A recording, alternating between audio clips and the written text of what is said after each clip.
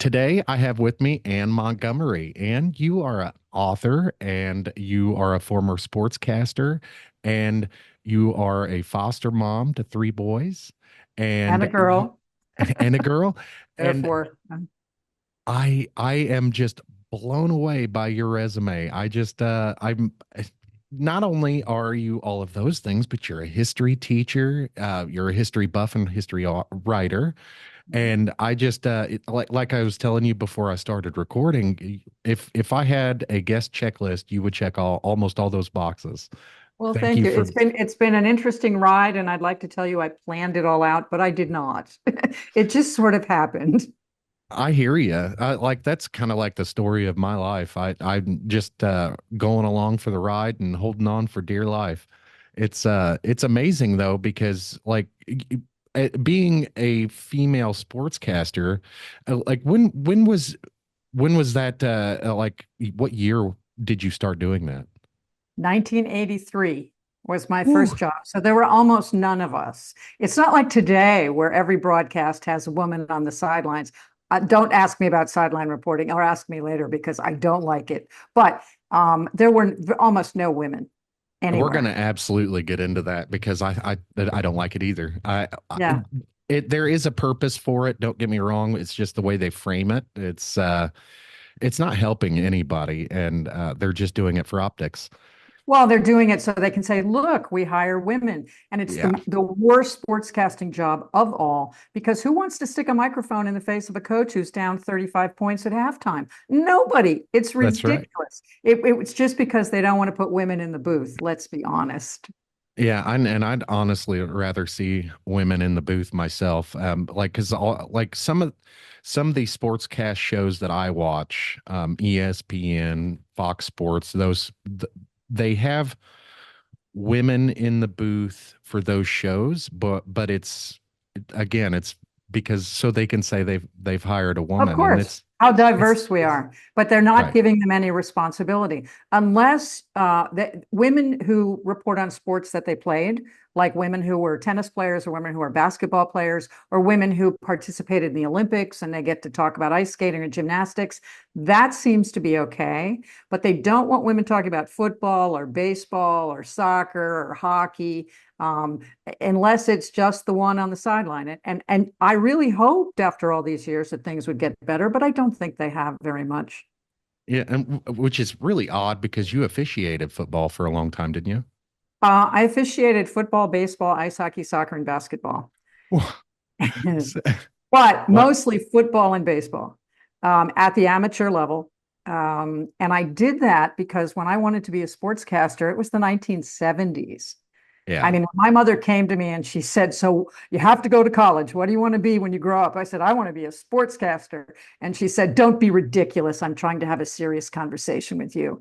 And I said, well, that's what I want to be. And I got told no constantly, of course, all through college. I got called. Everybody said, you can't do that. You're never going to be a sportscaster. You're a woman.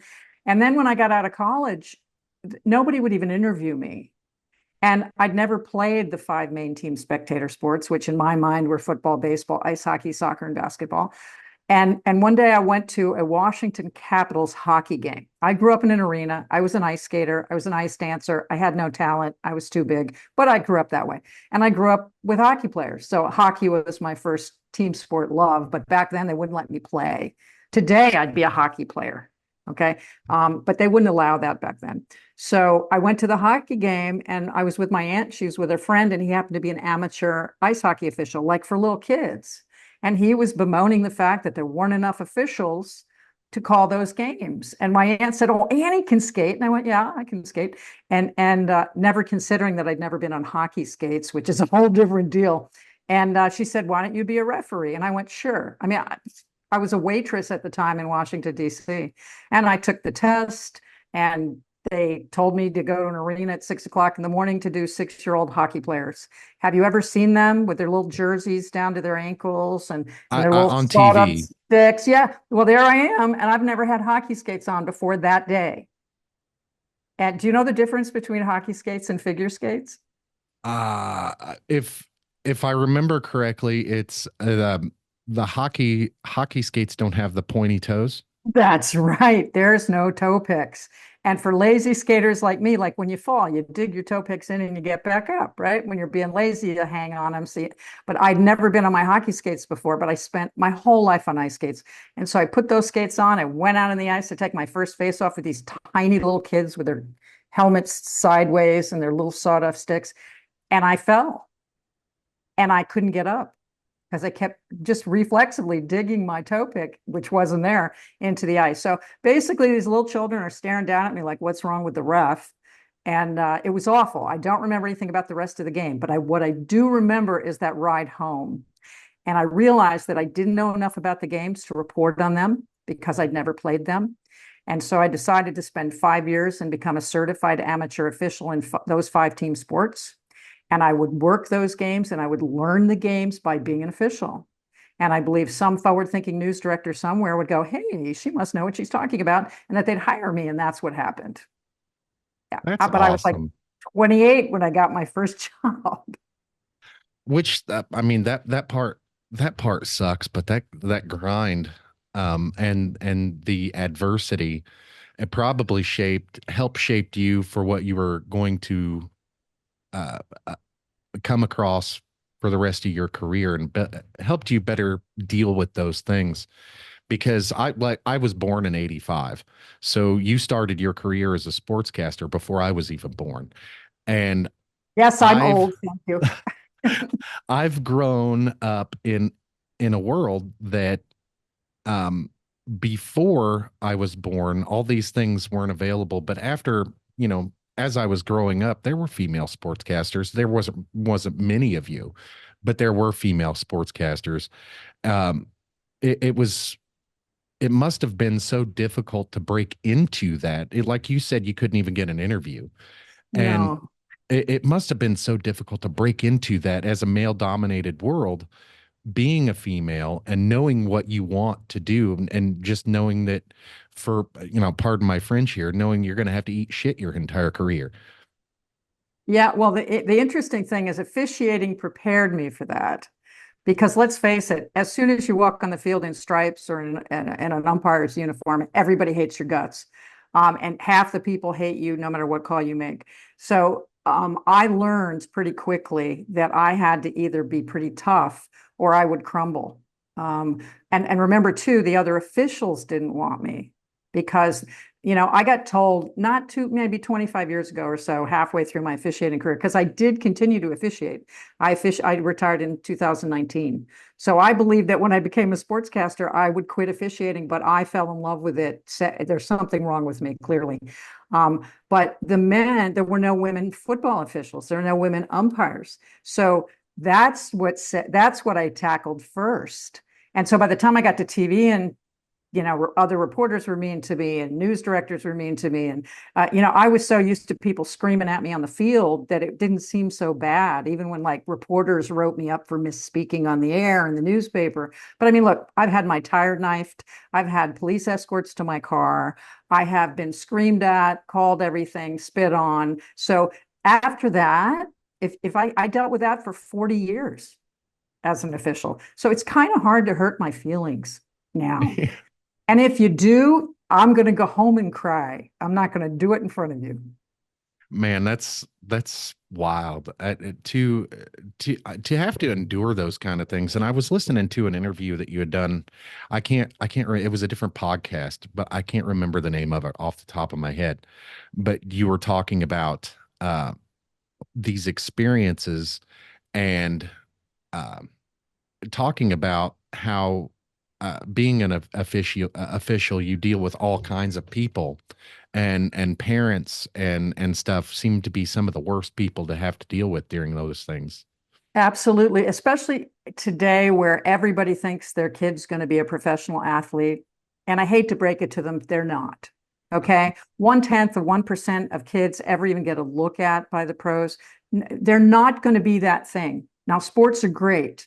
As a teacher, I always told my kids, please go and participate in a sport or a play or anything else where you're with a group where you can work, as a team, learn leadership skills, learn how to be, learn how to follow directions, learn how to be punctual. These are wonderful business skills, and sports are very good at teaching you that. I'm I'm just blown away by for lack of a better term, your story.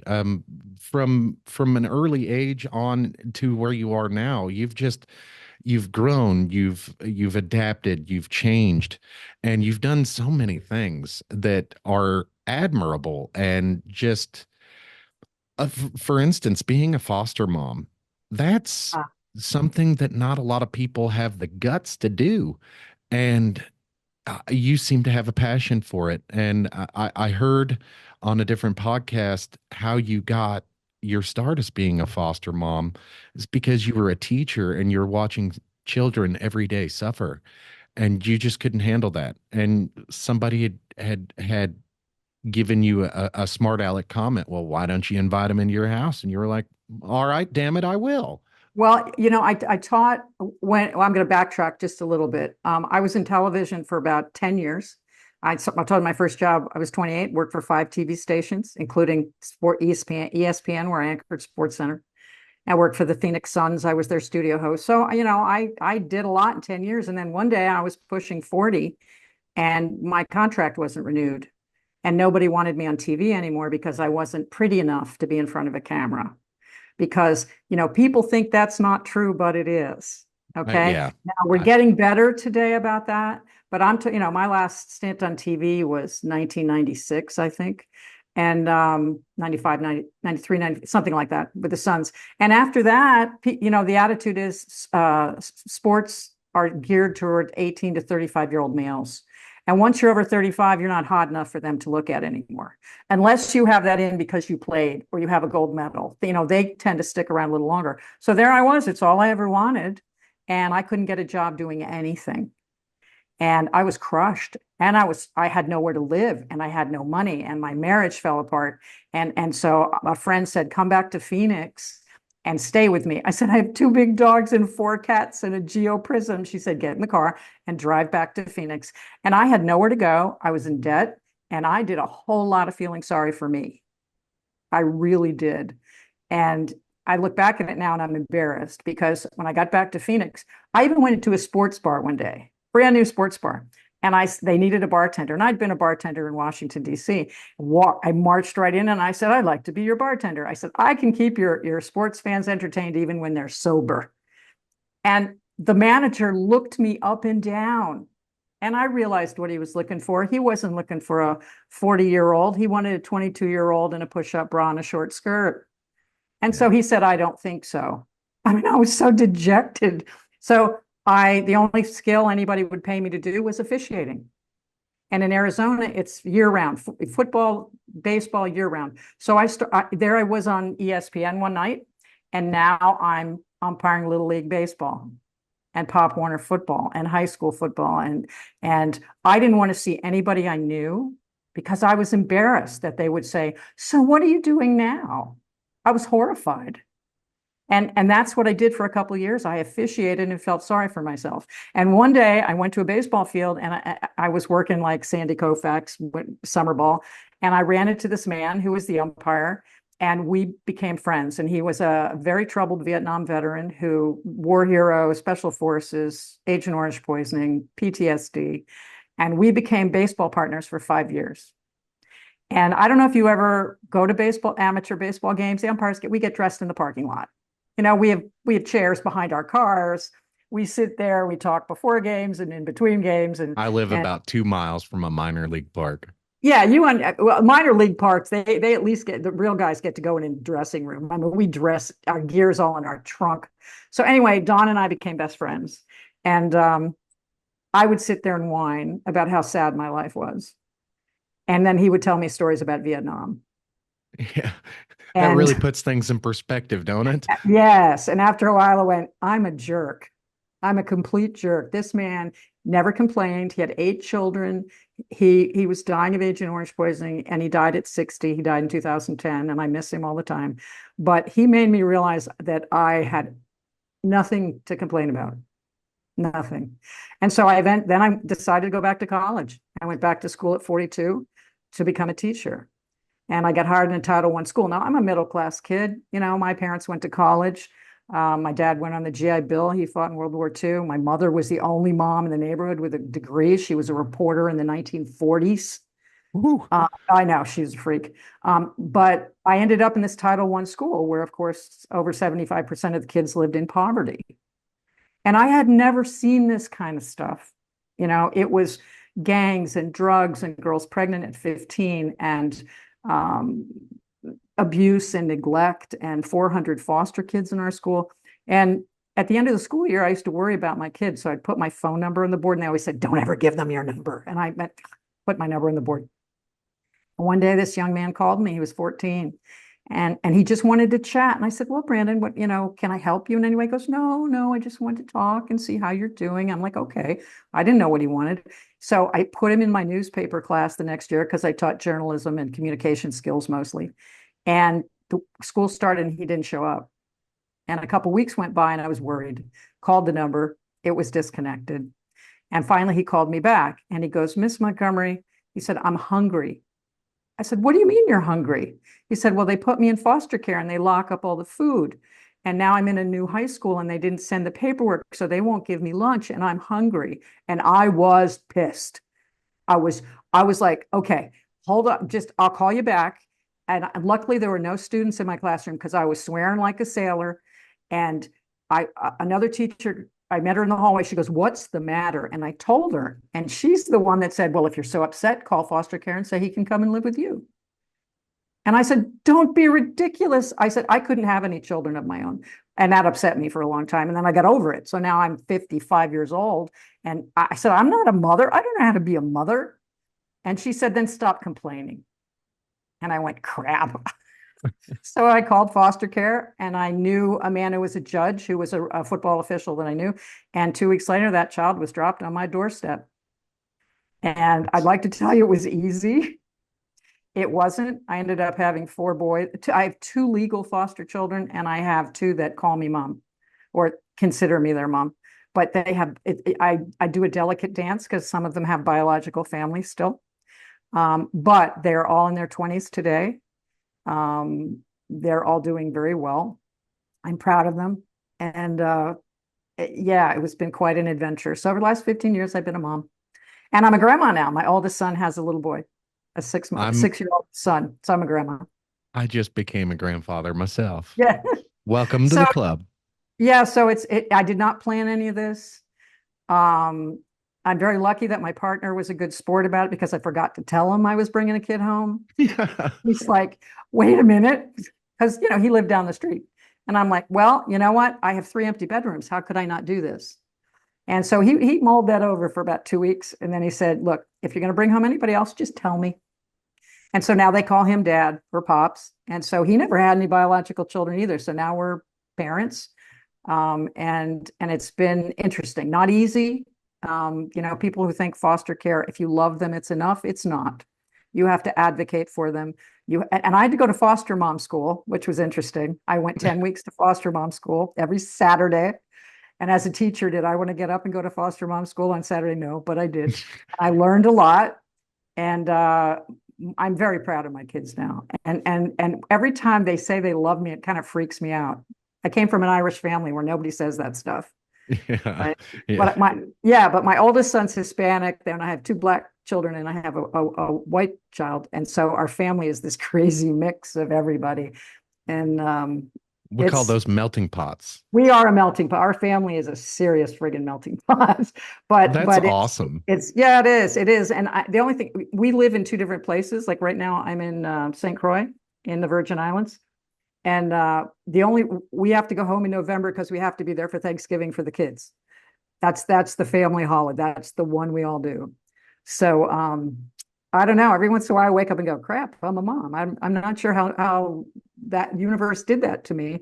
But if I hadn't lost my job in TV and I hadn't become a teacher, which I didn't want to be really, I wouldn't be a mom and I wouldn't be a grandma. So I think we have to embrace those twists and turns in the road and see Absolutely, where they we take do. us.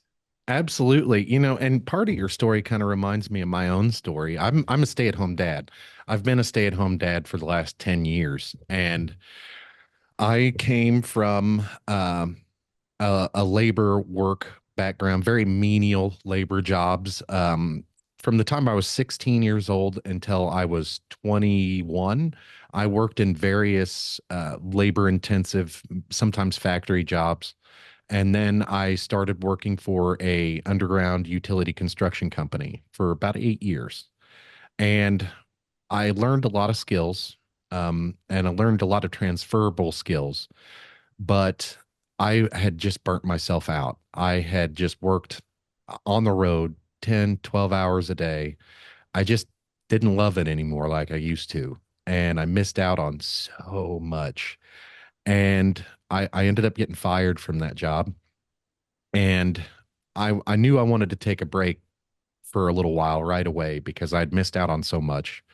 And I ended up taking a break, and it ended up turning into an extended, almost permanent break because I just couldn't find a job. Nobody wanted, I was, now You I was, understand. yeah, I was 550 pounds or so when I got fired from my job. I got ballooned up to like 520 pounds at my Oh my heaviest. gosh.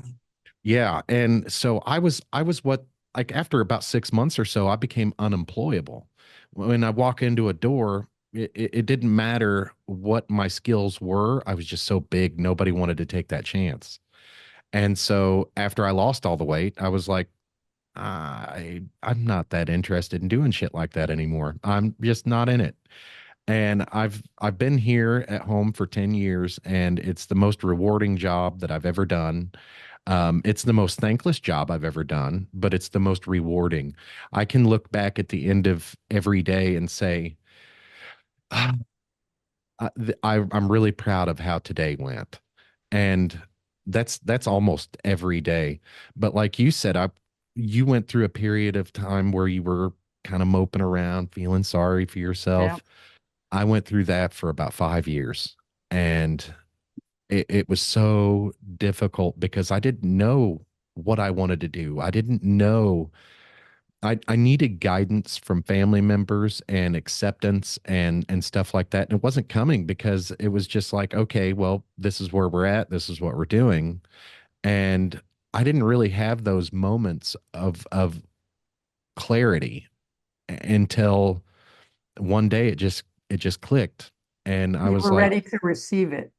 yes. Yeah, because I had people telling me for several years that I should be a teacher. And I went, no, no, no, I don't want to do that. It wasn't until I finally accepted their idea that I went, maybe that is something I could do, but I wasn't ready for it yet, neither were you. And so people can say all they want until we look at them and go, maybe they're right, maybe this would work and give it a try. That, it doesn't matter what people say to us. Yeah, that's exactly right. And I was worried about those societal pressures and norms of what a man should be. A man should be a provider. A man should have a job and this, that, and the other thing. And I've never been that type of person where those kind of things mattered to me until I started hearing them. And then it was like, well, gosh, they're right. I should have a job. I should be providing. And But you then my do wife, have a job. yeah, that my You have wife a told hard me, job. she's like, well, hold on a minute. You do provide.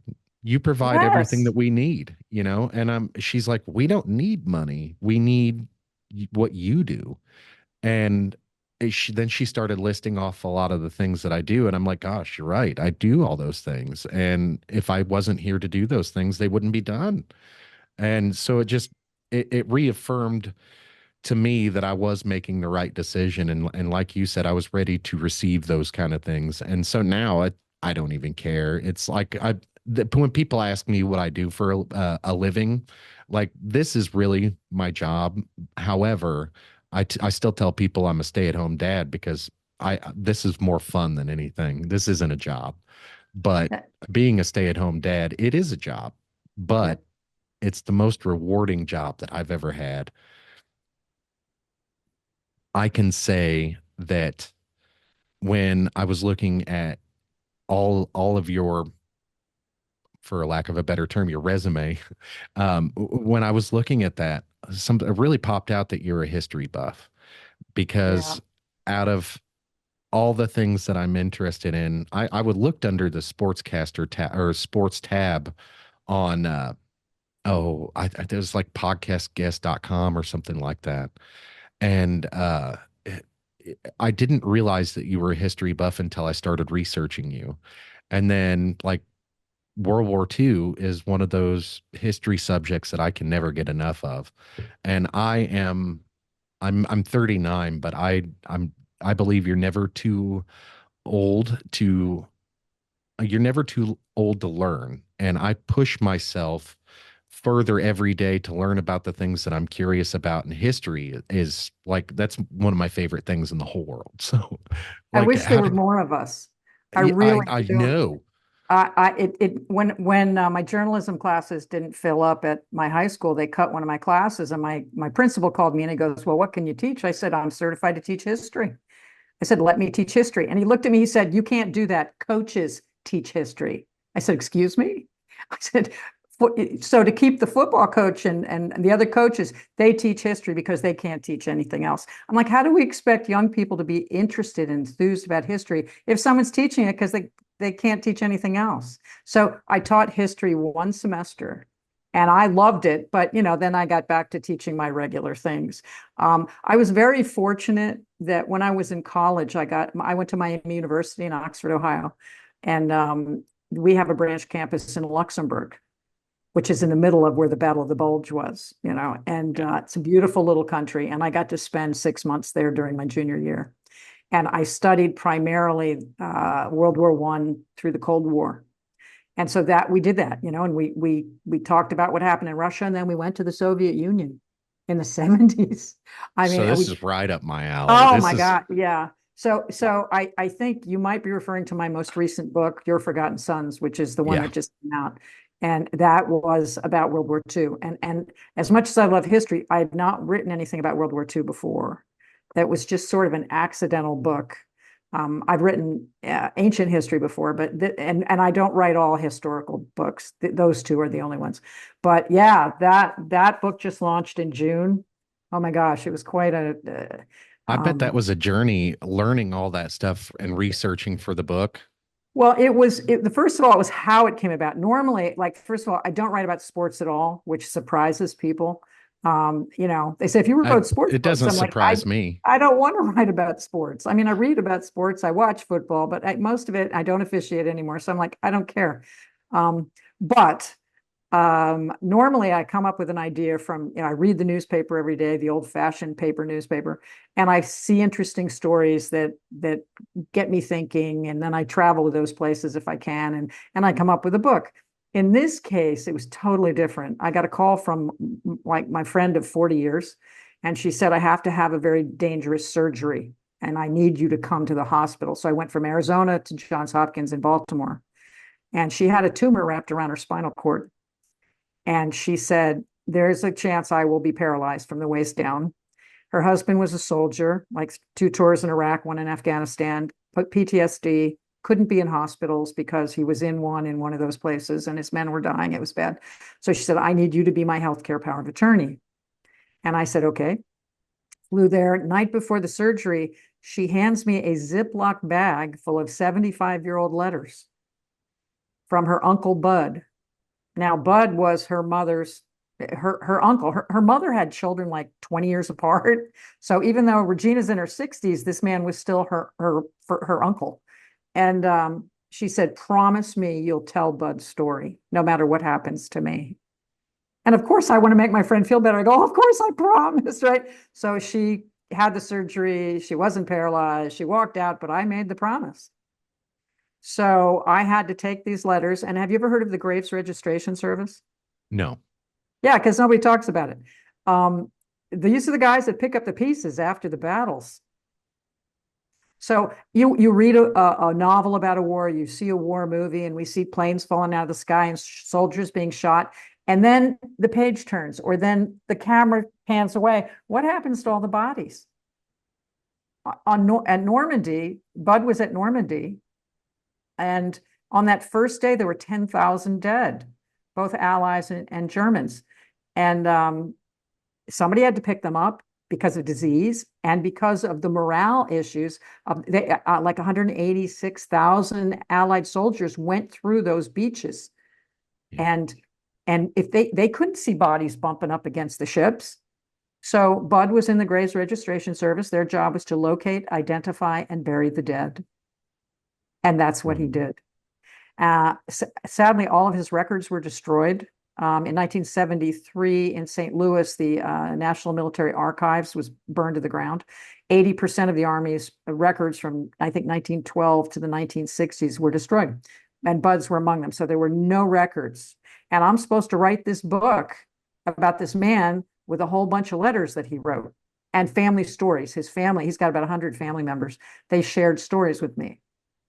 And the only thing I could figure to do, and it was the pandemic, so I couldn't travel.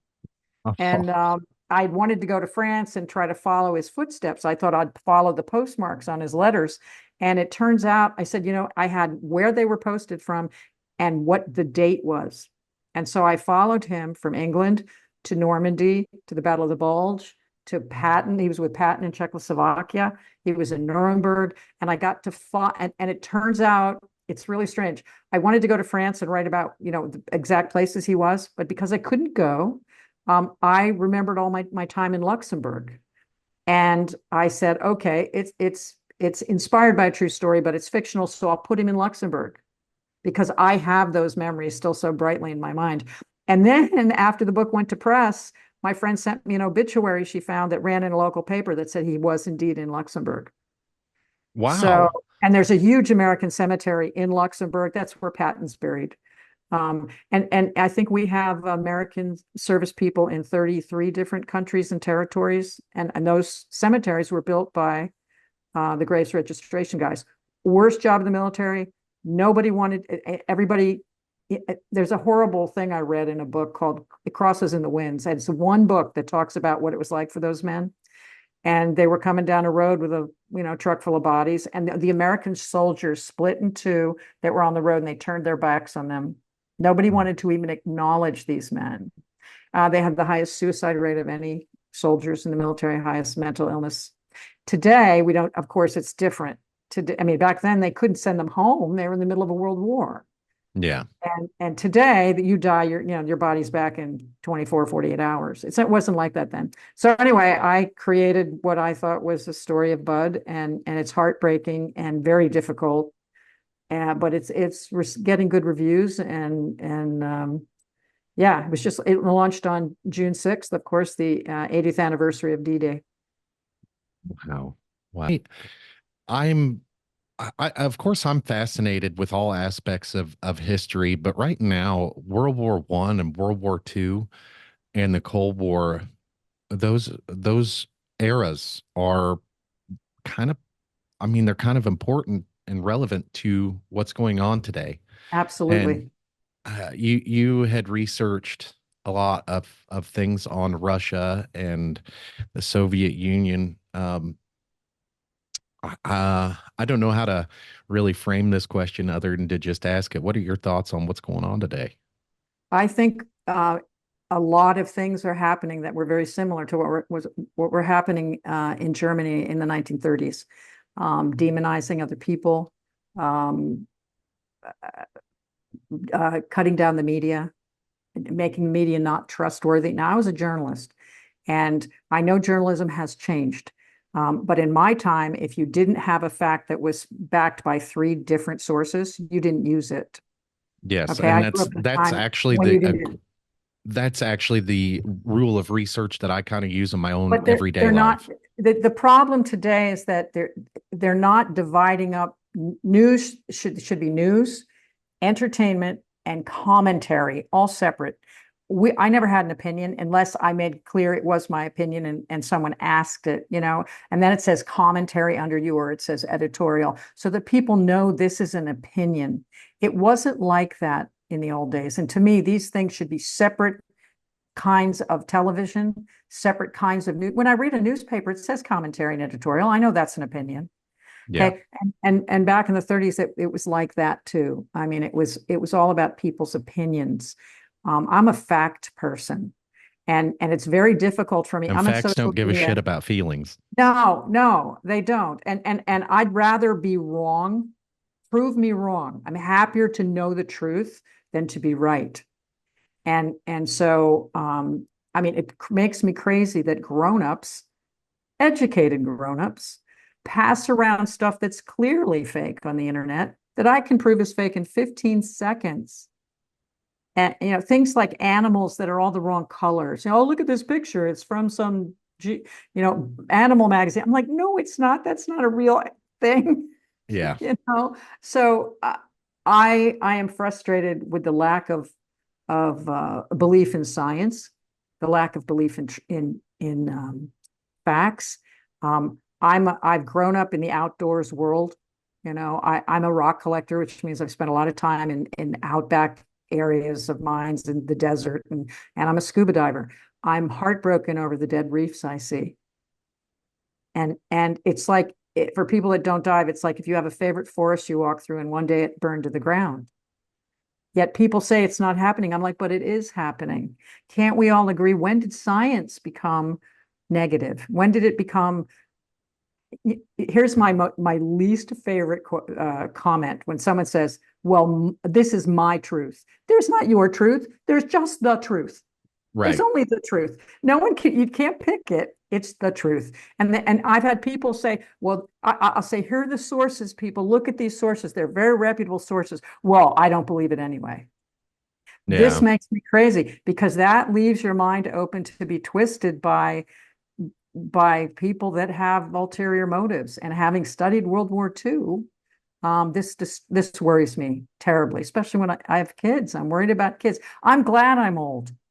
I'm glad that I I, was just thinking that the other day. yeah, I'm but you're really a glad. kid. I'm Well, 69, right? I'm So 39. I'm too old to be drafted. So yeah, that's I worry what their world is going to be like.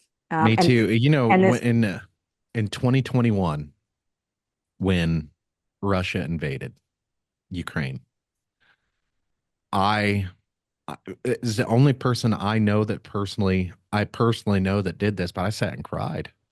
I know I it's horrible.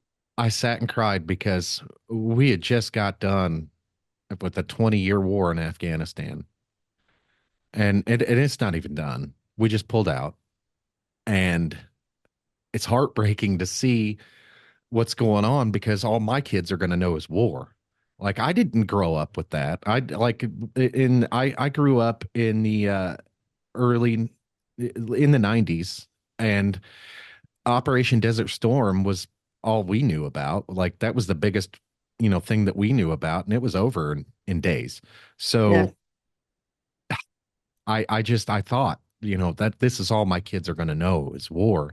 And now, like I'm looking at the news cycle on the things going on over there. Yeah, I mean, you have to dig deep for information over the like any type of information, misinformation, disinformation, or facts. You have to dig deep to find them. Because the 24-hour news cycle we have today means one story dominates for the day, Yeah. and I feel sorry for Ukraine. I mean, we held up money to them breaks my heart. We're But still doing it. We're still no, doing I it. think we just did give them some, and we also are giving them planes, which we should have, in my opinion, given them before.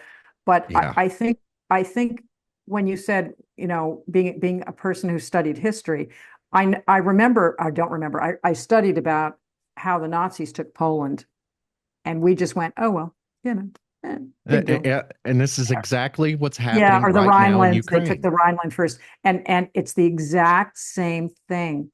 If It's you the don't same rhetoric stop them and now, everything. It's yeah, if the you don't, same rhetoric, isn't it?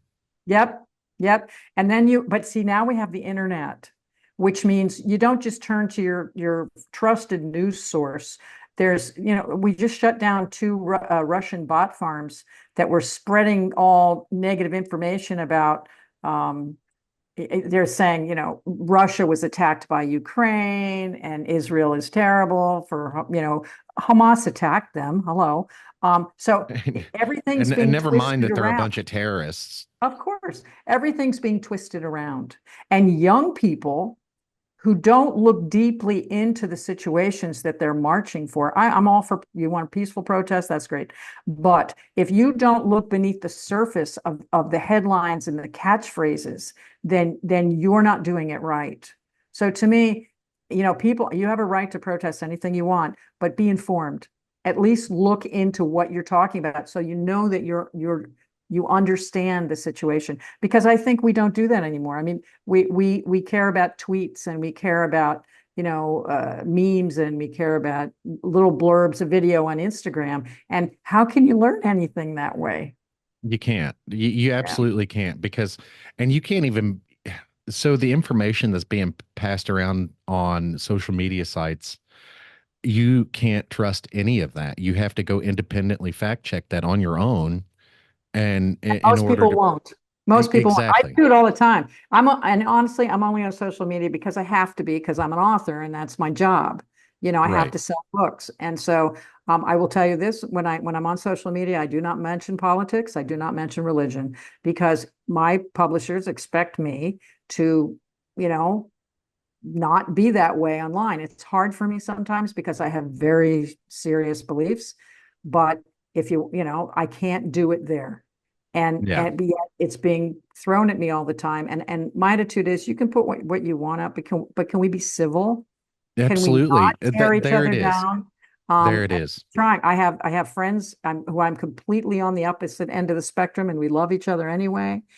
And I'm hoping that maybe we can come to some middle ground at some point. I don't even see so like that's a big topic of today, like division and unity. And I don't see the division like I see division online on social media. That's it. I don't see division outside. When I go outside my home, when I go to the grocery store, now I live in the Midwest. I live in Missouri, United States, Mhm. and like we're just an hour north of Kansas City. And I was going to actually get into Kansas City sports interview, but I I don't notice all the division when I leave my house. Like everybody's nice to one another, and even political conversations. Like I'm not afraid of political conversations online only because I have the respect and I have the respect enough to if somebody's going to give me a comment or a hateful any type of hateful rhetoric, I just don't respond to it. Like the open dialogue is very important to me. Like, even if somebody's got terrible ideas, freedom of speech is very, very important. Like, let them talk. Absolutely.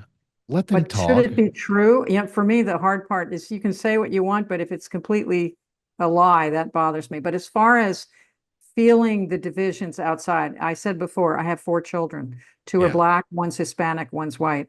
They deal with crap every day, every Yeah. day. I'm, My I, daughter worked for Chase Bank. She was a teller at the bank. She's a beautiful woman, and she's standing there. A man came up and she said, "Can I have your ID, sir, so I can check your account for you?" And he held it like this, way back from her, and she goes, "I need to see your ID, sir." He goes, "I'm not going to let you touch it," because she's black. And someone at the bank went up to her and said, "Are you going to wear your black hair here?" I went, and men would say horrible things to her. And my middle son is black, and his girlfriend was Hispanic, and they couldn't tell her family because they had to pretend they were just friends, because her father wouldn't let her date him because he was a black man.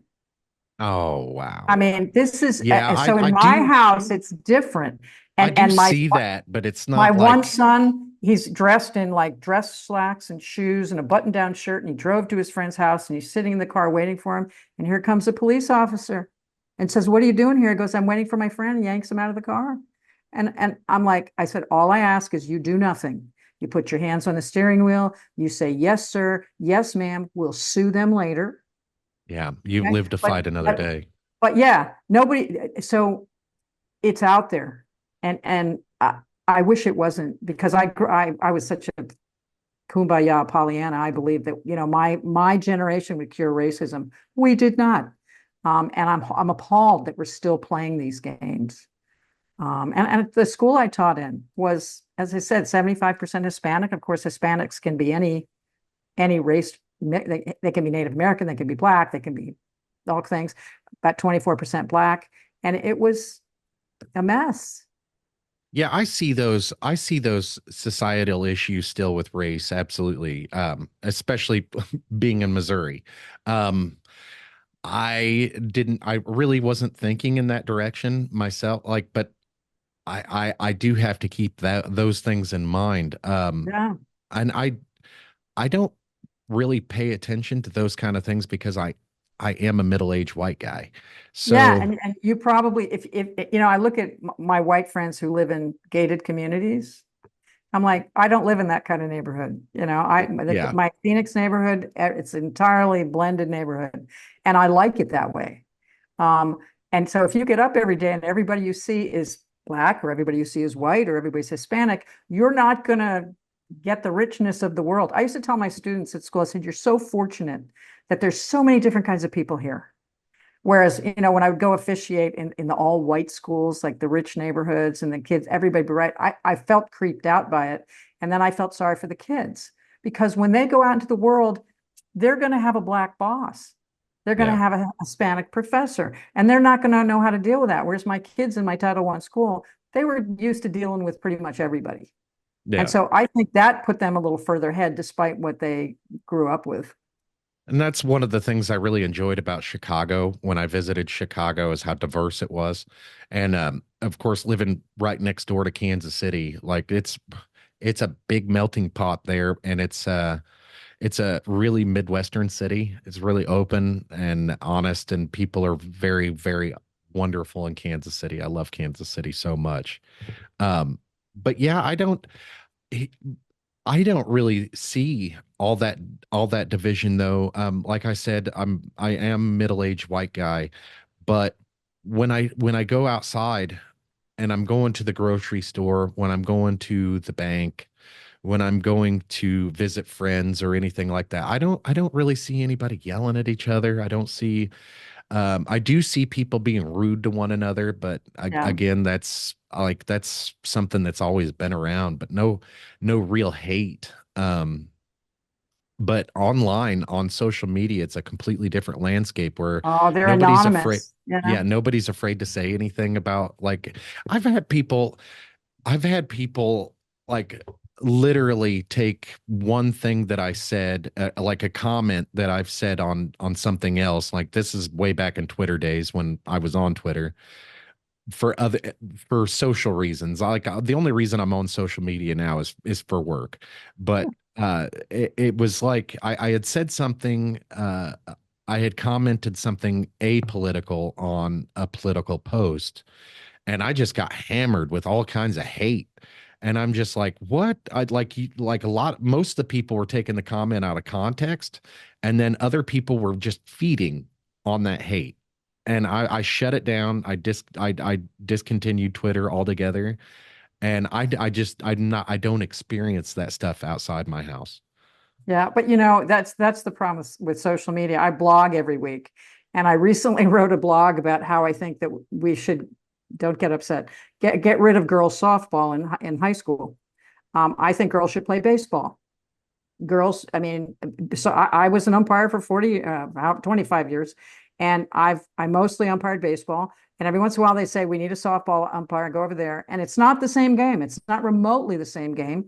Women were playing baseball in the 40s, as we know from A League of Their Own, Yeah. and they should have the right to play baseball. And that's what I wrote. Oh, somebody got hysterical, you know, oh my God, you don't know what you're talking about. I'm so disappointed in what you're saying. I'm like, I'm just saying girls should have the chance to play baseball.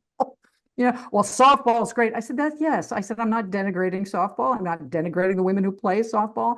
I just think it's an entirely different game than baseball, and we should allow girls to play baseball. And how do we do that?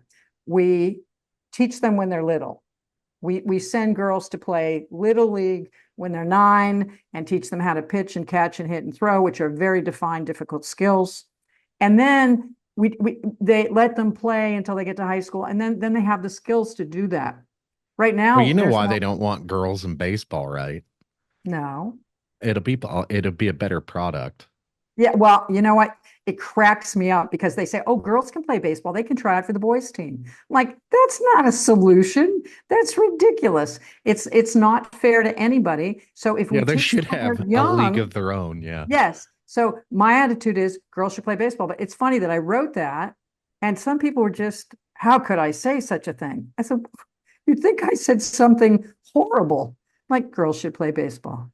You know, I do agree with that. Like this may be like incorrect, but I thought that there was a physical difference between girls and boys when it comes to pitching, and that no, girls can't physically uh put the velocity on a ball like boys can, but it is possible, and they but can. But I for I I'm grew sorry up for hearing that. totally yeah.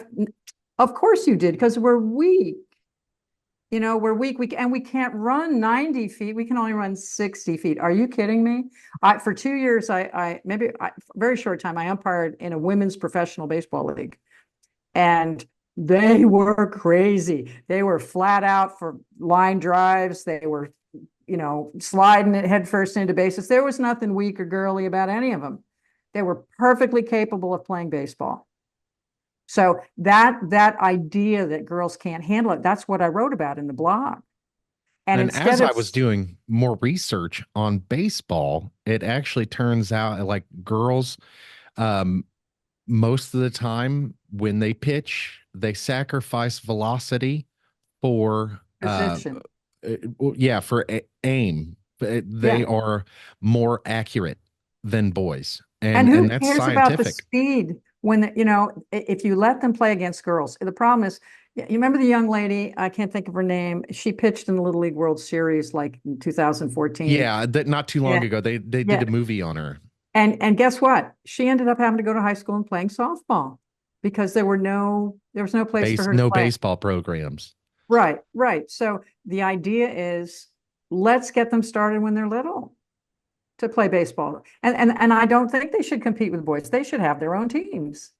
And I don't know why that was such a radical thing. I put that out last week, and somebody was like, "Oh, I'm so disappointed in what you're writing. Why? It's I don't know. And so that's another thing. People are allowed to have opinions, and it's so difficult in the landscape, the social landscape that we have today. Like a lot of people, young people especially, if you don't share their opinion, you're just wrong. And I come across so many young people that are just so headstrong in their beliefs, and they don't know what the hell they don't even know what they believe in, but they're so headstrong about it. Well, that and they're so, for a brief time, I taught at Arizona State University. They hired me to teach sports reporting. I was thrilled, right? So I get there and I have a class of 15 kids, all boys and two girls. And they're just staring at me like, what was I doing there? And I knew the look. Their attitude was, who is this old woman that's teaching us sports? So they had their opinions, and the big problem was that I would find out later was that I was old. So they don't like anybody to hurt anybody's feelings, but they're fine with ageism. Yeah. And Yeah. though this isn't what you were talking about, my first day there, I went, okay. I interviewed each kid to find out why they were there, and they all wanted to be sports reporters. I said, great. I said, you got 10 minutes to figure out why I'm here. I said, Google me. And I said, and then we're gonna have a press conference, and you're gonna interview me. And by midnight tonight, you're gonna have a 500-word article about why I'm your teacher. Now that may sound snotty to some people, but I didn't No. have a choice because I knew the looks. You don't belong here. I spent my life with those looks. When I walk on a football field on a Friday night as the referee, by the way, how many referees are in a football game? I don't even know. There's only one. It's the one that says holding, number 76, offense, right? That's Okay. the referee. That's the crew chief. That's the white hat. I was the referee the last 24 years of my career. So I was the crew chief. And every time I walked on the field on a Friday night when people didn't know I was coming, they were like, oh, woman's the referee. Oh my gosh. So I know what that look looks like. That when people go, what are you doing here? You don't belong here. Or when I umpired a high school baseball game or a men's league baseball game, I don't belong. So when I walked into that class, those kids felt I didn't belong. And even at the end, they rate the instructor at the end and it's public. And one kid said, the next time ASU hires someone to teach sports reporting, it should be someone younger. Wow. Like, And I went, and my response to that is, do you know how many games I've seen? "Ah, Like, how many I've covered just about every sport there is. and I as a sportscaster, you have to know all of them, not just and some of them. I You have went to into know all print of them. reporting. I went into print reporting after that. So, there's between officiating five sports and covering sports from pros all the way to Olympics to whatever, and then I still wasn't quite right. And I'm thinking they have their ideas and they think they're right, and their attitude was now. I could argue a little because I work with Chris Berman. We were at when we were at ESPN. Chris is like 2 months younger than me. Now, do you think if he walked in to teach that class, they would have said he was too old? No, No, of course no. not. So there's that aspect too. Why do they have this old woman teaching us sports? I'm like, okay. Yeah, could you imagine if Terry Bradshaw walked in the room, Oh, they wouldn't That'd know be who he was. They wouldn't know who he was. I do. He's Yeah, he's so do I. I think So he's do I. wonderful. I think But he's you hilarious. understand what I'm saying. Young people, because I have a house, I have young, I have kids in their 20s, and they do tend to have ideas that like you can't make fun of anybody, you can't hurt anybody's feelings. They're very now my kids aren't like this, but we watch a lot of comedy in my we watch comedy, stand-up comedians. Yeah, And a lot of them have taken a lot of hits because they've hurt people's feelings. And my attitude is, well, if you're going to go to a comedy show, you should know what you're getting into. yeah, that's what comedy's all about. Probably Like, everybody's going to get hit. You're all going to have a sense of humor. And if you can't, don't go. yeah, It's kind of like there's a movie. You don't want to go to that movie because you think it will offend you. Don't go, but don't tell me I can't go. exactly. So, or a book. I'm a teacher, and to tell me somebody shouldn't be able to read a book is absurd. You don't want your kids reading that book. You don't want to don't read it, but don't tell Yeah, me I can't I'm read one of it. those I'm one of those oddballs that think there's one certain controversial German book out there. I won't even mention its name, but I believe it should be accessible to everybody I because think of all what's in books should it. be. How do we learn if we get rid of things that we don't agree There you with? go. There Okay, you go. I think you read it as a to learn. Okay, I Yeah. think everything should be, burning books is not something I can handle. But the Well, idea, if you disagree with something, you should be able to articulate why you why? disagree with Thank something. you, thank you. It's like all the books that they were getting rid of in Texas, like 240 books or something, and most of the people never read any of them. I'm like, read it, tell me why you're upset. I was going to a movie years ago that was a controversial movie, and there were picketers out front, and some man came up to me and goes, "You can't go in there." I said, "Why, sir?" He said, "It's a terrible movie." I said, "What offended you?" He said, "Oh, I haven't seen it." I'm like, "Then what are you doing?" Yeah, Tell me I why see. it upset you. So anyway, but that's how I felt some of my students were, that they were very easily offended by a lot of things. Like I wasn't supposed to mention their clothes. So I have Yeah, I just two female students who come in with little crop tops and short shorts, and they have to go out and represent the university on at high schools. They all had a high school. They had to cover all the sports. That was a beat that they had. And I said, you can't go like that. And gentlemen, you can't go with, ripped shorts, and you're representing, the Walter Cronkite School of Journalism here. And you need to go out and look the part. Yet my dean said, or my boss said, you can't mention their clothes. Why not? Why can't I? And I did, I said, sorry, you shouldn't go that way. And so they don't want anybody telling them that anything's wrong at all. So I don't know. Some you kids, not all. mentioned you mentioned the Walter Cronkite School of Journalism. Walter Cronkite's from where I live. So, And he's rolling over in his grave with journalism today. He oh, is. I'm sure. I'm sure. Yeah. Like right now, so I follow a lot of independent journalists, and like the only place that you can actually find news is in print, and that's like it's the opinion shows, like you were talking about the 24-hour news cycle earlier. The opinions and all that, it kind of rules the landscape of what media is now. As long as they label it, though, I don't care if there's opinion, as long as it's labeled as Now, opinion and not CNN does a great news. job They doing do that. separate it. They do. And, if you want to watch real news, watch Reuters. Reuters news worldwide. You can tune in any time of day. It's like an hour show and it covers the planet. It's not Yeah. just the United States. There are no anchors. Every once in a while, there might be a financial anchor, but mostly no reporters with names. It's just news. I like the BBC. Yeah, yeah. I BBC is good. like Al Jazeera It's not, yeah, before not now. October last year. It was decent, but like I can't even take them serious now. But um there's quite a few. There's one in Australia. I can't remember the name of them right off the top of my head, but I watch them on my YouTube feed and they pop up all the time. But the and there's ground.news. That's another one that does a pretty good job. But I find it difficult to really a lot of the 24-hour news stations like CNN, Fox News, even News Nation now, like I have a hard like they stay on the top story of the day and they just repeat it over and over and over and Well, over they again. assume people don't watch all day. I understand kind of why they do that. In the old days, we had the news at 6 and 11 or 5 and 10, and then it went to a Right. morning news, then went to a noon news. And so they have to keep regurgitating the same thing pretty much.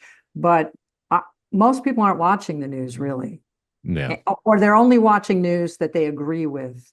And that's the problem. You should watch news to change your opinion. You should Yeah. watch. I try to watch everything, even stuff I know is going to make me crazy, because I want to know what everybody's saying. I don't just Yeah. watch because I agree. And most people will only watch stuff they already agree with. And Oh that's yeah, what's like sad. that's a really good point because like so I watch I don't know if like I watch a lot of geopolitical commentary right now, like especially right now. But I believe his name is Douglas MacArthur. Some no, No, it would be the general. yeah, not Douglas MacArthur. I can't remember his name. But anyway, he's basically a Russian propagandist now, and it's so ridiculous to hear some of these things. But I listen to it, so I know what the hell they're saying. Right. And that's And important. I think it's important to listen to all sides. yes, and like so, I formed my opinion about what's going on in Europe um, a long time ago, and not because anybody told me what to think.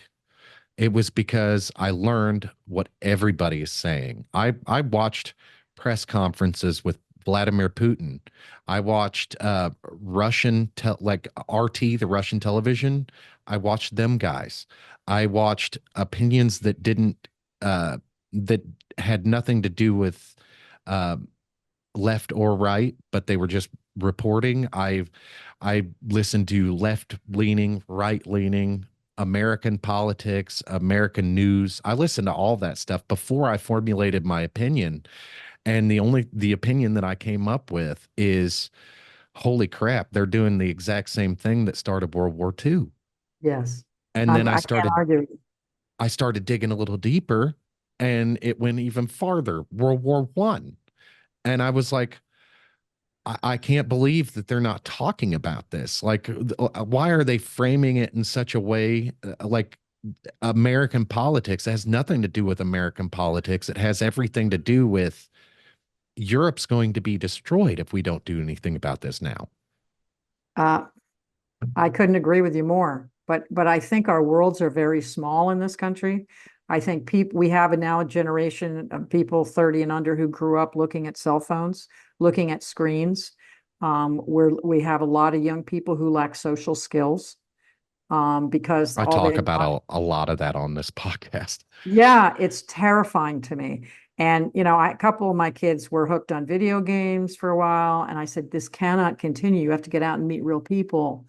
And even my students, I would sit kids down and say, where do you want to be in 10 years? Let me help you get there. What can Yeah. we do now?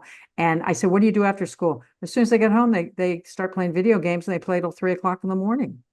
They have no social lives. They say they think their friends are online. I'm like, this is a big, huge problem. And on top of that, I taught communication skills. And I taught my kids public speaking, my students public speaking, and I taught them how to interview people, how to be interviewed, how to shake hands and look someone in the eye when you do Yeah. that. And then what did they do? They canceled my classes because they wanted STEM, science, technology, engineering, and math. I said, but even engineers have to communicate. They Yes, have to and be able that's to write. I taught, journalism skills. I said, and they didn't care. They didn't care. So we have all of these young people who have no skill, no social skills, especially young men who are unhappy and alone, feeling alone. very And lonely. Yes. yeah, and I'm thrilled that my boys grew out of that thing. Um, And yeah, you touched on exactly why this is happening. Screens and screen time and technology.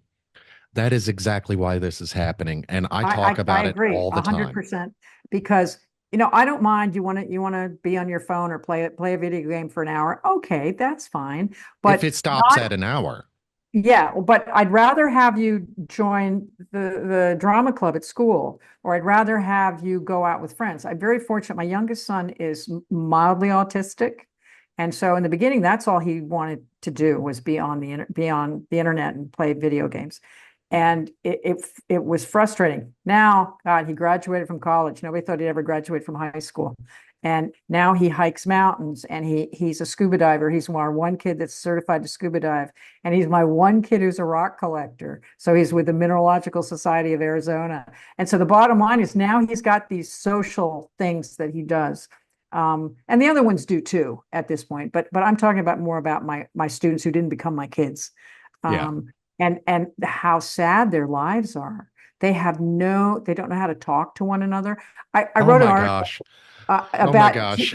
that if before you call a millennial, you have to text them and ask permission.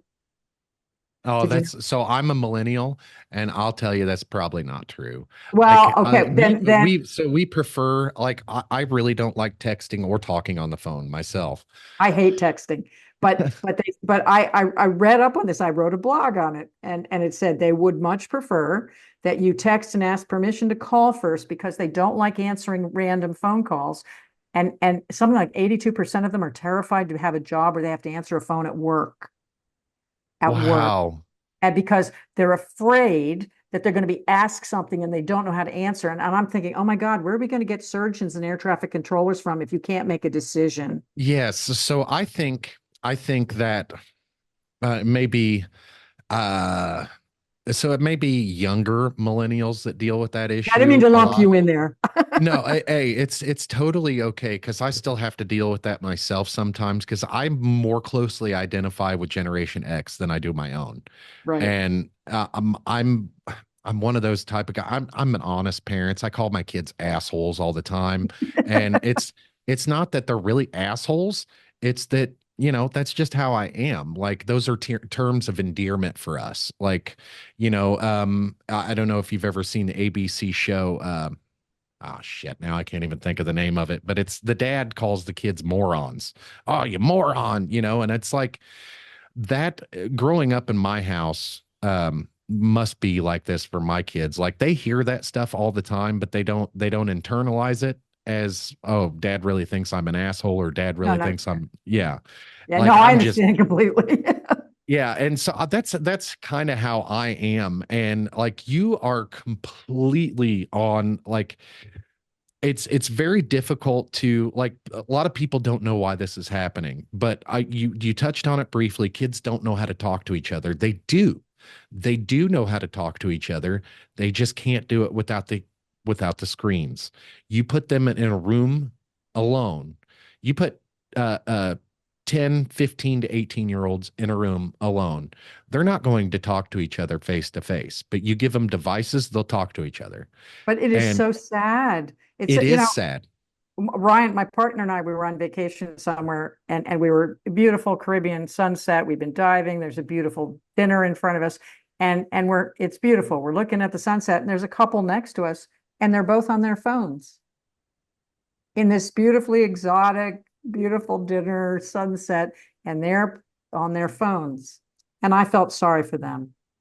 And I said, Yeah, I would is this too. how we're going to be? That no matter where you are, I mean, as a teacher, I will tell you this is the downfall of education. That I Yeah. see some states are trying to ban cell phones, and I begged my principal and people, please get rid of the cell phones, and they refused.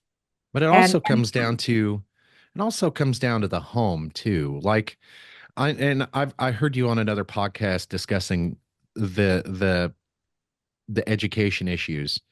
And I'll agree with you. And I'll agree. I've said this many times, like people need to quit using the schools as daycares. Like Oh, absolutely. stop expecting your teachers to watch your kids because that's not what they're trying to do. They're educators. That's what they're trying to educate. Um, I see a lot happening in our schools that it's because there's nobody backing up the school. There's nobody backing up the school districts. There's nobody backing up the teachers. There's nobody We are the backing up bad the people now. I am so exactly. appalled at the way, I told you, most of my career in other things, people didn't like me because I didn't belong, or I had stripes on, or had a chest protector and was doing baseball. I was never the most popular person there. But as a teacher, I'm horrified by the way people vilify us. Yeah. It of all the jobs I had, that was the hardest. Being a teacher was the hardest job I ever had. Now I And do some of that stuff myself. I vilify teachers myself sometimes, but it's I don't vilify teachers as a whole. It's just these I'm specific not teachers saying that I've some had to people, deal okay, with. no matter what business you're in, there's some people who aren't good at it. Yeah. But you cannot say everybody's bad. Okay, you can't, and I never met a teacher who wasn't trying to help the kids in some way. And it's a monstrously difficult job to face. I was on TV, I was on national television, but facing 30 kids in a classroom and having to be up in front of them while they just stare at you, and you have to do things to make them learn. I can make myself do anything, but to Yeah. make a class of teenagers believe that what I'm asking them to do is important, and to getting them to do it was horribly difficult. And And I that didn't starts at always home, succeed. Anne. I I think that know, starts at home. I think they don't, they think that's an excuse. And in all those years that I taught, 20 years, every year we had, come to school, meet the teacher. I don't think I met 40 parents in 20 years. They just I didn't can come. believe that. I can They didn't believe come. that. And yet, they want to complain that we're the problem. Yeah. And my attitude is, if we should have parents come to classes. And I'm not just talking about parents, people who live in poverty. I'm talking about people that are affluent as well, to understand what they need to do to help their children succeed, because that is the most important thing we do. And Okay. and The the, bottom and line, the good grades aren't the end all be all. Like I require C's in my house. That's it. But but the, what the are the kids participate? My thing was not, we're not all good at things. I was terrible at math. I was terrible at, I'm dyslexic, and I didn't know that till I was in my 40s. And so I was bad at math. I was bad at languages, bad at chemistry. I was not the best student. I was lucky that I balanced all those grades out with things I was good at, like theater and public speaking and music. Um, we're not all good. And I told my students that. I said, not, you're not all great at everything, but let's find out what you are good at. Let's find a way to get you to that place you want to be. And I'd have kids who would say, I'm going to be a quarterback in the NFL. Now, I'm the last person in the world to tell some kid they can't be something. But I said, that's great. I said, but an NFL player has about a 3.5 year career on average. So now you're any 25 or given 26. season, there's only like 100 quarterbacks Right, anyway. right. But even if they make it, it's like you're done at 26. What are you going to do with the rest of your life? I'd make them think about that, because or I'd have kids who say, I'm going to be an NFL quarterback. I'm like, oh, you're on our team here at school? Oh no, I don't play here. I play in my neighborhood. I said, you need to be on the team here if this is what you want. So my job, I tried to gear them or give them something positive, even if they weren't the best student. I know what that feels like. I barely made the top half of my high school class. Okay. Yeah, I'm And I'm a high school dropout myself. well, when I went to college, actually, right before I went to college, my brother came to me and he goes, I bet you'll flunk out of college before Christmas. He said, by the end of your first semester, you'll flunk out because you're too stupid to be in college. I love hearing that stuff. I, Yeah. I And love my brother, hearing he that. he bet me $10. And I would have rather been hit by a truck and killed than flunk out of college at that point. And And with the and that's exception of why. that, yeah, yeah. Tell me I can't. Actually, that to me is a gift. Tell me no. Tell me you can't do that, and I'll show you I can. And I really believe that's a gift. because I I'll got tell you told what, no a Anne, lot. that's exactly how I ended up paying a ridiculous price for a 2012 Ford Escape, is because somebody told me I couldn't do it.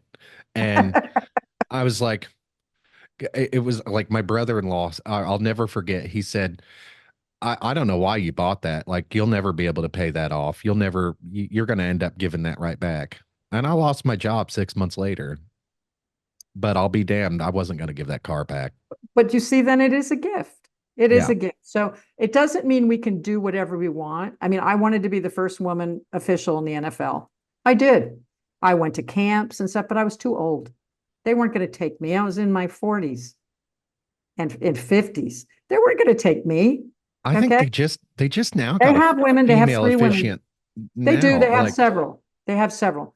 and it was Um, just like a couple of years ago they started that, right? Yeah, yeah, Yeah. they did. But I went to camps and it was great fun. But I had to finally go, okay, I'm never going to be that thing.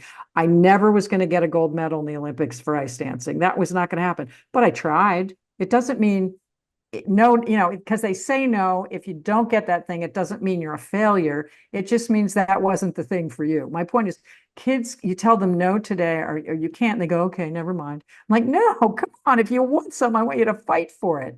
Yeah. I had him one student, I only had him one semester. He was a young man who lost both his legs at birth. His legs were amputated when he was born. And he's got prosthetics. You wouldn't even know if he didn't wear shorts. And I sat him down. I said, what are you going to do? He goes, I'm going to join the basketball team. I went, okay, great. Did he make the basketball team? No. Now, to me, I would have put that kid on the basketball team, but he didn't seem to, he's like, all right, I'll try something else. So, it's like you take what you get and do the best you can with it. And if that one dream doesn't quite work out, move on to something else. Life's full of all kinds of opportunities. Take them. Absolutely. And I believe that's actually the secret to success with these kids now is like if we can teach them like these social skills, that's going to translate into a multitude of skills down the road because they'll be able to talk to one another. And like you had touched on briefly that your son is autistic. My youngest is autistic. Mhm. He's 5. His name is Rocket, and he is the most social kid that I've like. So for a 5-year-old, he's very, very social, just for a 5-year-old. And you add the fact that he has autism in there, it's amazing to see this kid.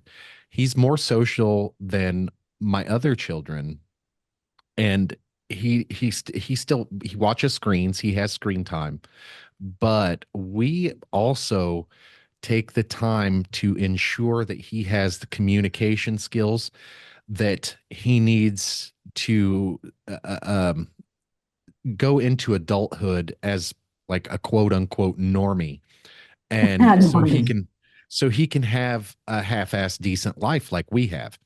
And in teaching him communication skills, we've made him like a little social butterfly. And I wanted to see if I could translate that with my older kids. And I've got a 14-year-old turning 15 in Oh, October. good luck. Yeah. It's a Well, lovely age. Lovely. you had touched on like kids don't just need love, we have to advocate for them, and I call that love and logic.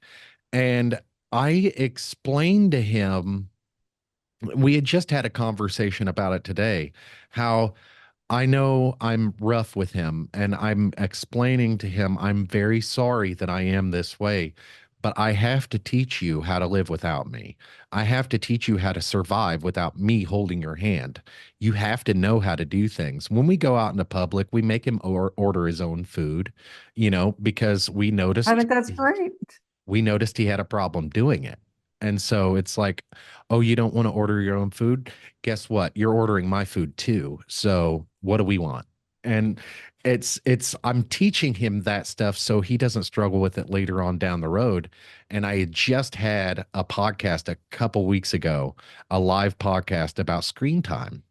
And now that we're in the heat of summer, it's like it's 100 degrees outside today, and Yeah. I'm telling you what, I'm sweating my ass off, and I'm in the studio, and it's air conditioned. It's like 75 in here. I'm dying, but so I'm having difficulty with keeping my promises with limiting screen time and stuff due to the heat. And this is a small house. I don't want to deal with the kids any more than they want to deal with me.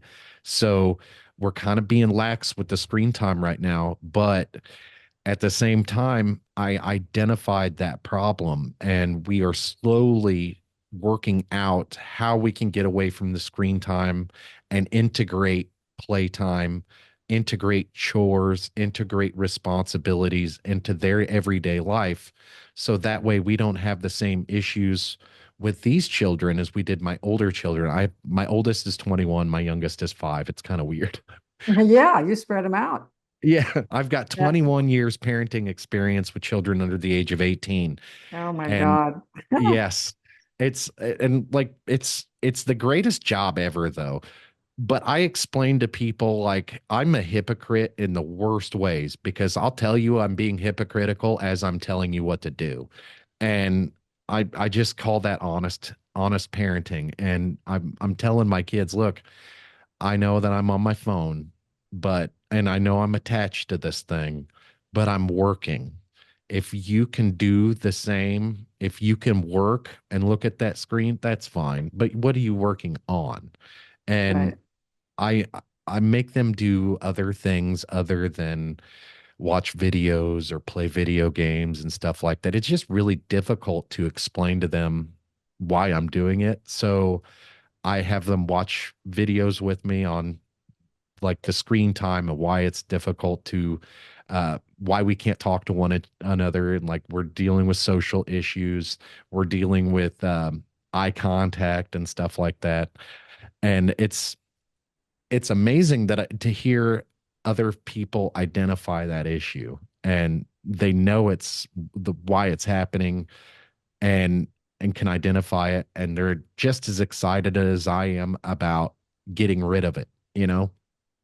Well, I think the best way to handle that is to get kids involved in other things. Whatever it can be, again, it can be sports, it can be theater, it can be music, it can be anything where there are other people involved and you have to go and interact with other people. And I know as a kid, that's all I did. I was never home. I was always involved in something. And I think that helped me immensely. I was obese as a child and in a family of very thin people and very smart people, and I'm dyslexic, so I was this oddball, uncomfortable child. And I got involved in theater and it changed my world. It Yeah, you changed had that, everything. you were able to have that social interaction, like Yeah. that. And And someone told me I could do something. This is when I looked at some of my students, they all seemed so lost, like they had nothing. And I remember as a kid, um, and I had no friends because there were not a lot of heavy kids back then. I was like the only one. And so kids were mean to me. And one day in my fifth grade, the music teacher comes and she gets us all together and we're going to do a show. And she goes, okay, we need someone to sing a solo. And she pointed at me. I went, no, no. She goes, no, you're going to sing the solo. And I went, no, no, I can't do that. But guess what? That woman told me I could do something. Now, I don't remember if I sang it well or not, but she seemed to think I could do something. And then when I was about 15, I auditioned for a play in a teen theater production, Finian's Rainbow. I'm an Irish girl, it's an Irish show. And I got the lead and I had to sing 7 songs and I had to dance and I had to kiss a boy, right? And I went home and told my mother I got the lead in the play. And she said, you call that director and you quit. I don't want you to embarrass us in front of the town. oh, And yet my mother didn't force me to quit. And I was in it and I ended up being in a dozen plays. But the idea was somebody thought I could do something. I wasn't just the dumb fat kid. So kids need that. They need to know that they can throw a football, or they oh, can play, absolutely. or they can play a trombone, or they can act in a show, or they can be in debate, or they something. And I tried so desperately to get kids to find something they might be interested in. I drag kids to coaches all the time. This kid thinks he wants to play baseball or football all the time because they learn so much being involved with other people. Yeah. But I don't think a lot of kids are taking advantage of these things anymore. And Not they're like when I not. was a kid. Yeah. And it's not, they're not being pushed to, or if I think if you just explain to kids why it's important, I they tried, but they they like, wanted the phone so badly. They wanted the video games so badly that well, they, that is dopamine, that of like course, instant of course. gratification type of stuff. I didn't have a cell phone till I was 65, till I Yeah. retired from school. I so hated them because they made teaching impossible. Because, I'm trying to teach them something, kids are watching porn under their desks, you know? Yeah. It was ridiculous. I'm like, how am I going to get them interested in this? I mean, or they're playing a video game or whatever they're doing. I didn't, but you can't survive without one anymore. I travel a lot, and how can I fly? How can I be anywhere without a cell phone? You can't. Yeah. But I don't even want to deal with it. I barely answer it. My kids give me crap. Mom, what if there's an emergency? I'm like, I'm not a doctor. Call 911. You Yeah, know? I don't use my phone for an actual phone though. Like I'm the only reason I have mine attached to the hip all the time is, or attached to my face all the time, is because it's internet capable. It's like having a computer in Right. my No, I hand, understand. and that's really like, I don't talk to people on the telephone. Like I do, like I talk to my brother and a couple close friends, but really on the telephone I don't talk to many people. I wish, like, so if I had a preference for this conversation right here, my preference would be face to face. I I don't agree. like these Zoom interviews. Like if I had money, like and we're right now, like the financial situation and across America, like we're all broke. I'm broke. We're living paycheck to paycheck, and it's like if I had the money to get you here, I would absolutely love to do this face to face, because like I'm blown away by everything that you've experienced in your life. And the fact that you just want to, like, the fact that you want to talk to me about it is like, I'm honored. And Oh, thank you. you're welcome. Thank you for talking to me. It's been a fantastic conversation, but like I said, there's just so much that you can get out of a in-person conversation. There's so much that's not being translated right now because you can't physically be here with me and I can't physically be in the same room with you. And it's weird to, like, my kids don't understand that. They won't probably understand that They until they're probably well will into their never 30s. understand it because this is their normal. This Yeah. is normal. You're old enough to remember this wasn't normal. Yeah, and it's not like during COVID, it really, like, people were like, "Oh, just video call." And I'm like, I Yeah, don't not want the to. same. Like I traveled during COVID. Like I went to California in 2022, in the summer 2022, and let me just tell you, it was awesome because everything was No one was closed. on the planes. Yeah, we Yeah. came down to St. Croix during that time too, and there were like two people on the plane. I'm like, this is great. Yeah, we went to I went to Tennessee. I flew to Tennessee. I was like, there was only four people on the plane. And then we had drove up to Maine to deliver an animal because my sister is a dog breeder, shower, owner handler. I think that's what they call them. But she invited me to go along, and we were driving up there. There was nobody out. Stopped at Niagara Falls. There was nobody there. We went to all over the place. We toured NFL and MLB stadiums all the way up there. Nobody there. And then that same year, I went out to San Francisco. Nobody there. We went to Orlando to go to Universal Studios in 22. We went twice, and both times it was like no rides on the no waits on the rides.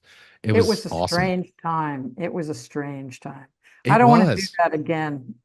No, no, no, no, no, no. No. No, I'm so we're still financially dealing with all those lockdowns, like the entire country. And we were quite lucky where we are. We were by and large insulated from. all the large problems of getting supplies and stuff like that, because like we have mom and pop grocery stores that were willing to go outside of their contracts and supply chain to get us the things that we needed, and most of everything stayed open here, except for obviously restaurants and a few other places that weren't deemed necessary. But then once everything opened back up and the places that weren't able to open back up, the places that we had to close forever, that really hurt us. And we're just now seeing the effects of that. And on top of that, the money that they gave away during that whole thing, Oh, $2 trillion wow. on top of the national debt. And nobody ever talked about that as it was happening. And then now we're in a position where we're paying more interest on our national debt than we are paying the debt. And our payments are bigger than like, so the interest, the compounded interest on our national debt is more than what our payment is. And it's Yep. ridiculous. And And we have that conversation at home all the time. And I'm like, what would you cut? I don't know. If you were president, what would you do? I don't know how to fix it. I'm not that smart. But no matter what you do, people are mad and you can't cut things. And I don't know. It's a mess. I'm glad I'm not one of those people yeah, that yeah, has to make those big decisions. that's exactly right. And anybody that wants to do it probably shouldn't be doing it. Yeah, maybe. Yeah. I would love to have you on again in a couple months, maybe, I'd be and great. Be happy to. talk about a lot of things. And we can get a little bit more into sports because I'm a huge NFL fan. And It's the only sport I still watch. And I'm let me embarrassed ask to you. tell you that I'm a Cardinals fan. Ah, Oh, that's it's okay. That's okay. Not it's every. like before the Cubs won the World Series, it's like being a Cubs fan before that, but without the panache, you know. Yeah. And I was their beat reporter for 2 years when they first came to Phoenix. And Yeah. I throw things at the TV. I mean, I don't know why. And I just was telling Ryan, I said, we have to get NFL ticket. How are we going to see football down here in the Caribbean? And so we have to figure that out. But yeah, I'm a Cardinals fan. And I don't watch much sports. I will watch the Olympics when they come up. So I think But with I think with NFL, everything should be available via subscription services. yeah, Now, how much you're going to have to pay, I I have know no that's what he idea. said. I'm like, I don't Sunday care. I want to watch. That's the only time of year I care. He's a Sunday hockey ticket, I fan, think, is like $300. whatever it is. But he's a hockey fan. So we're down here, Stanley Cup's on, and we're calling all over our little Caribbean island, going, "Are you going to show the hockey game?" And they're like, "No, what's that?" I called one. They go, "Hockey? No, tonight's karaoke night." Like it's the seventh game of the Stanley Cup. And they're like, "No, they didn't even know what it was." So let So me ask you real quick before I let you go. Since you still watch NFL and you're an NFL fan, your thoughts on Patrick Mahomes? in what aspect? I mean, what Well, his I know playing, that I that know he's a you nice covered guy, that he does a lot of commercial. I mean, you covered I'm not trying. baseball, you covered baseball and football. You officiated both, and Mhm. Patrick Mahomes slings that football like he would a baseball, and he's so Kansas City Chiefs is my favorite team. I grew up here, and I've loved the Chiefs my whole life. And when they started winning, it was the most awesome thing that I've ever been a part of. And to tell you quite honestly, Patrick Mahomes is the best NFL quarterback I've ever witnessed. I'm not going to argue with you there, but I'm wondering, did he play? Was he one of those guys who could have gone to baseball? Yes, he was actually drafted with the Detroit Tigers. Okay, in my mind, if he was my kid, I'd say, "Honey, play baseball. Probably you're just going to get a sunburn once in a while. Yeah. It's a little skin cancer." Because I love football. I do. But I'm at a point where I don't think children should play tackle till they're at least in ninth grade. Um, and and also we should remove their helmets because they use their heads as weapons. And if you And they take their won't if they, helmets, yep. yeah, to take their helmets off, they're too padded. Watch a rugby game. They don't get spinal cord injuries. They Yeah. break their noses and their fingers because they don't use their bodies as weapons. So I would tell Patrick, You give them a false sense of security. I love yes, that. I and they love think that you that say that.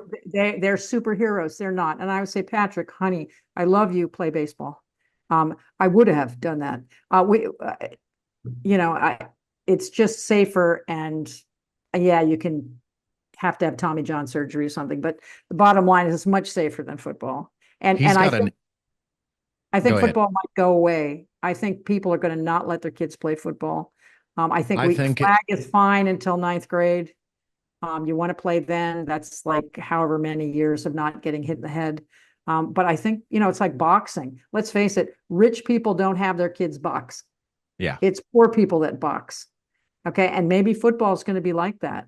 Maybe that's why I'd the imagine it NFL would. is going all around the world trying to recruit players from other countries who are going, yeah, we don't care if we hit our heads. We live in poverty where we are. So yeah, I would tell them to play baseball. And that's actually he's a partial owner of the Kansas City Royals baseball club. So he's got a 10-year contract with the Kansas City Chiefs. It's He worth doesn't have to do it now. I mean, yeah, why? Why would yeah. he? Go It's out and play men's 500 league, have fun. Yeah. yeah, it's a $500 million contract, right? He And doesn't need the money.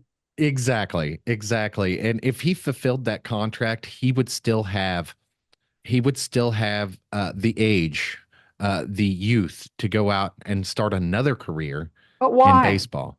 Why? He's one of the most beloved NFL players. Yeah. Okay. He's a fabulous guy for sponsorships. He's on how many different commercials. Someday maybe they'll put him in the booth and he'll talk about football. I think at some point, the thing that worries me about professional athletes, I know it's a little bit off this topic, Oh, is no that worries. to be that great, that has to be your main focus for your entire life. He was probably great at 6 years old in Pop Warner. And Yeah. so many of those guys don't do anything else. They don't branch out. It's like Tom Brady. Like, what is Tom doing now? I'm wondering if he's freaking out because the only thing he ever wanted was to be a football player. And now he's got, what, 7 rings? And now what Yeah. does he do? I think he gets up every day and he freaks out because I that's think all so he too, wanted. but he's going to be commenting or commentating I this know, upcoming but season. there's no more training. It reminds me of a comment from a concert pianist. A woman went up to this concert pianist after hearing him perform and said, "Oh my God, I'd give my life to play like you did." He said, "I did. I gave my life to play like this because Yeah. that's practicing 7 hours a day, 365 days a year at the piano. That's all that man. That's how you get that good. That's how Tom Brady gets that good because that's all he did." You want me to So freak you out a little bit? yeah, So Patrick Mahomes didn't start playing football until he was in high school already. So right. he's only got like and think about how great like keep in mind how That's great he better. already is. He's got 3 Super Bowl titles But already. other than that, what's he interested in? I'm all about being Uh interested in lots of things y- because when you one thing goes away, that's heartbreaking. When I couldn't that's be a sports awesome. That reporter anymore, I'm heartbroken. You know that what I had to retire from a whole bunch of things at the same time. yeah, And when I quit football, my last game, I walked off the field and I cried. And it took me longer I still miss Friday night football. It's still I don't miss teaching. I don't miss TV. I miss Friday night football. Now, what if that was all I ever did? Or that's true. what if being a broadcaster was all I ever did? If you don't have other things, life is kind of boring. I mean, I'm a rock collector. I live to go out and go mining. Yeah, I love that. I play the guitar. I have other things. So because in life, you're going to lose some of these things that you love to do. Someday, maybe I won't be able to scuba dive anymore. Okay. But I'm so grateful that I like to do lots of things. But you have professional athletes, and that's many of them, that's all they've got. That's why when they retire, they fall apart because there's nothing else that interests them. There's no reason to spend 6 hours a day in the weight room. That's a So good that's point. why I worry about some of them. I think we need to have them be more versatile. I'll tell you one of the most beautiful things I ever saw in a football game. It was a varsity football game on a Friday night, and the kids went in at halftime, and here comes the marching band. And in the marching band was a football player without just with his pants on. He took off his shoulder pads and everything, and he's playing the trumpet in the band. I thought that was the coolest thing I have ever seen because it meant that kid also was interested in music, and that coach was cool enough to go, yeah, you go play in the band. I You think go, you go out, like you don't have to listen to my halftime speech. Go out and march with the band. That's what we need more of.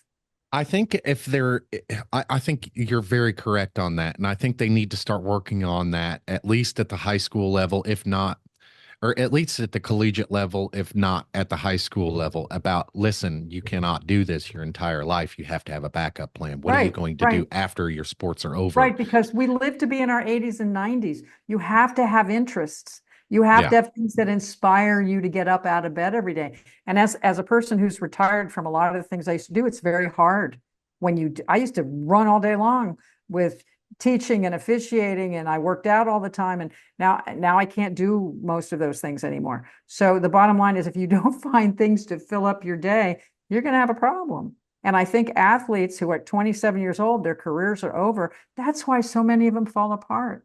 That's Yeah. why we need to do better about inspiring them to be other things, um, to find ways, not just to make a living, but things they enjoy. Yeah. Things to fill up your day and Yeah, things to get excited about. And yeah, Patrick Mahomes often talks about fatherhood, and they just announced their third pregnancy uh, a couple days ago.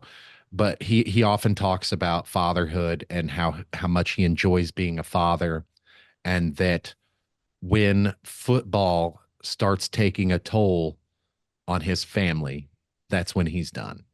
right. And Well, and a lot of kids who grow up with parents who are professional athletes, they don't see them very much. that's true. And You know, Tom Brady laments about that all the time. He yeah, look talks what they about that all the miss. time. So, you know, I don't know. They need other things to do. Jason Kelsey is another one that just recently Yep. talked about that when he retired. He was like, "Man, I got to be here for my kids," and he's got a podcast and he talks on that podcast. But really, he's also talked about that too. Like, I love football, and what am I doing? What am I gonna do? Because he's had concussions and we know where Yeah, that leads. And if I was his wife, I'd sit him down and say, enough, yeah, enough. What haven't you succeeded at? You've done fabulously. Everybody loves you. You're a great guy. You're funny. You got rings. You're a dad. We need you. So absolutely. find some And more with hobbies. that, Anne, I think that is a good place to leave this conversation. And I don't, like I said, I don't even know how to frame this conversation. I was so excited to talk to you. I was kind of nervous, and I had all kinds of questions that left my head as soon as we came on. But I'm going to listen to this interview back, and I'm going to uh, reflect, and then I'm gonna come back and I'm gonna reach back out to you because like I hopefully this is the first of many conversations to come. And I love your attitude. I love your spirit. I love your dedication to your kids. I love your dedication to history. Um, Man, you're incredible. And I just thank you very much for coming and spending this time with me. Well, thank you for inviting me. I enjoyed it and I'm happy to come back anytime. Awesome. We'll see you later, Ann. Bye bye. Woo!